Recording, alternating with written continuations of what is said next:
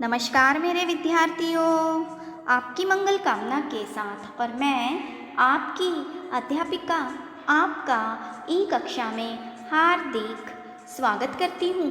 विद्यार्थियों, आज हम कक्षा 5वीं में विषय नैतिक शिक्षा पाठ 10 अहिंसा का प्रथम भाग अध्ययन करने वाले हैं।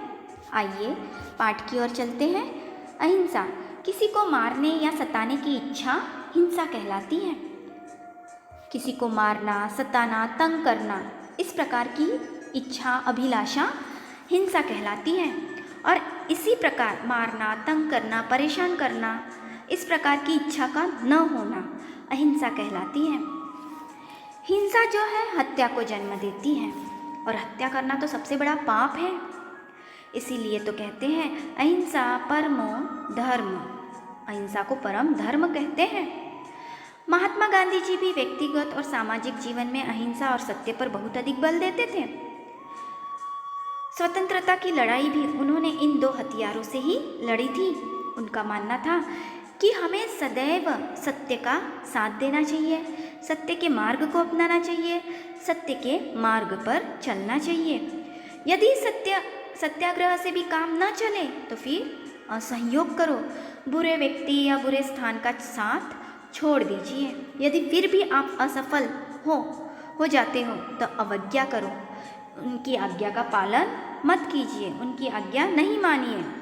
जिनके साथ आपका संघर्ष है उनके साथ संघर्ष अवश्य कीजिए, लेकिन एक बात ध्यान से सुनिए, अहिंसा का पल्लू मत छोड़ो। कहने का तात्पर्य यही है विद्यार्थियों कि आप संघर्ष अवश्य करो, लेकिन किसी को मारो नहीं, किसी की हत्या नहीं करो। मारने से ही लड़ाई पूर्ण नहीं होती है।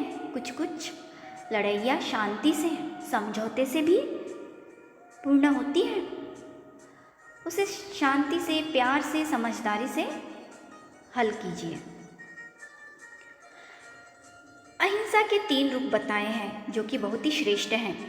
किसी को अपने शरीर के द्वारा कष्ट पहुंचाने की इच्छा न करना शारीरिक अहिंसा है। छोटे से छोटा, सूक्ष्म से सूक्ष्म जीव, उसे हमें कष्ट नहीं पहुंचाना चाहिए और इस प्रकार की इच्छा न करना ही शारीरिक अहिंसा है।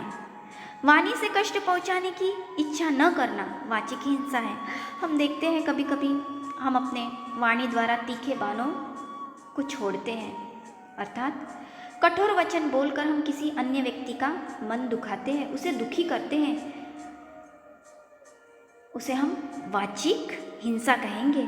लेकिन इस प्रकार की कोई इच्छा न रखना वाचिक अहिंसा कहलाती है। किसी का मन से भी बुरा न सोचो। अपने मन में किसी के भी प्रति द्वेष, क्रोध की भावना मत रखिए। उसके बारे में आपको बुरा नहीं सोचना है। जब आप अच्छा नहीं सोच सकते तो बुरा भी मत सोचिए। तो किसी का मन से भी बुरा न चाहना मानसिक अहिंसा है।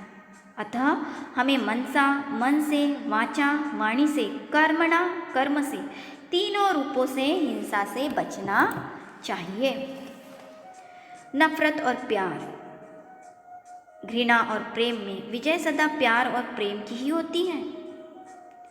आपके घर में पालतू पशु पक्षी तो अवश्य होंगे। गाय, भैंस, बकरी, कुत्ता, बिल्ली, तोता, मुर्गी। आप उनसे एक परिवार के सदस्य के भांति ही व्यवहार करते हो ना। उनके भोजन की भी व्यवस्था करते हो, उन्हें अपने घर में स्थान देते हो, रहने के लिए जगह देते हो, वह आपको कोई नुकसान नहीं पहुंचाते हैं। ठीक इसी प्रकार वन में जो तपस्या करते हैं ऋषि मुनि, आश्रम में जंगली जानवरों से, सिंह आदि पशु से उसी प्रकार का आचरण करते हैं जैसे कि पालतू पशु हो। विद्यार्थियों, आशा करती हूँ कि आपने इस पाठ को बहुत ही ध्यान से श्रवण किया। इस पाठ का प्रथम भाग मैं यहीं पे समाप्त करती हूँ। जल्दी से कॉपी और पेन लीजिए। हाँ, अहिंसा का अर्थ लिखिए। किसी को मारने या सताने की इच्छा न होना अहिंसा कहलाती है। अहिंसा के कितने रूप है? तो अहिंसा के 3 रूप है। कौन कौन से? शारीरिक अहिंसा, वाचिक अहिंसा और मानसिक अहिंसा। वाचिक हिंसा से क्या तात्पर्य है?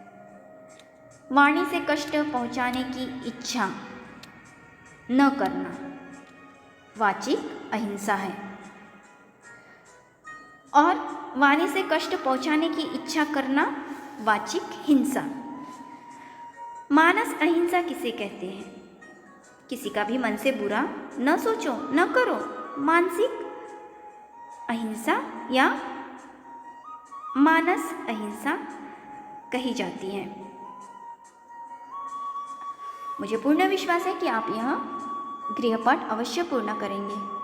इस पाठ के दूसरे भाग के साथ मैं आपसे पुनः मिलने आती हूँ। धन्यवाद।